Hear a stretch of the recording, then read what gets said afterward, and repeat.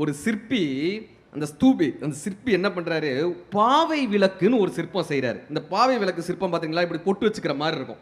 அந்த சிற்பத்தை பார்த்தாக்கா அப்படியே அந்த சிற்பத்துக்கு பக்கத்திலேயே அதே மாதிரியே இன்னொரு சிற்பம் இருக்கு.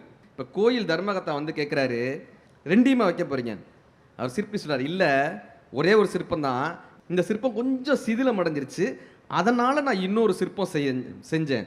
இவர் பார்க்குறாரு, இதில் என்ன சிதிலம்னு கேட்குறாரு. இல்லை, பெண்கள் வந்து பின்னல் பின்னுவாங்கல்ல, இந்த 3 முடிப்பு போட்டு பின்னல் பின்னினா கடைசியாக வந்து முடிக்கிற இடத்துல 3ஆ போட்டு முடிக்கணும். நான் என்ன பண்ணிட்டேன், 3 பின்னல் போட்டு 2ஆ போட்டு முடிச்சிட்டேன்.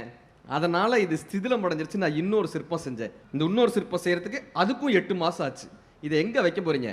80 அடி கோபுரத்தில் 80வது அடியில் கொண்டு போய் இந்த சிற்பத்தை வைக்க போகிறேன். இவர் கேட்டார் தர்மகர்த்தாயோ, அறிவு இருக்காயா அவனுக்கு? 80வது அடியில் இந்த சிற்பத்தில் பின்னாடி இருக்கக்கூடிய கூந்தல்ல 3 முடிப்பு போட்டிருக்கா, 2 முடிப்பு போட்டிருக்கான்னு யாருக்கு தெரிய போகுது? இதுக்காகவாயா 8 மாதம் இன்னொரு டெடிகேஷனை இன்னொரு சிற்பத்தை செஞ்ச? இது யாருக்கு தெரிய போகுதுன்னு அவர் சொன்னாரு, எனக்கு தெரியுமே, எனக்கு தெரியுமேயா. நான் இந்த கோயிலை கடந்து போகும்போதெல்லாம் இந்த சிற்பம் சரியில்லைன்றது எனக்கு தெரியுமே.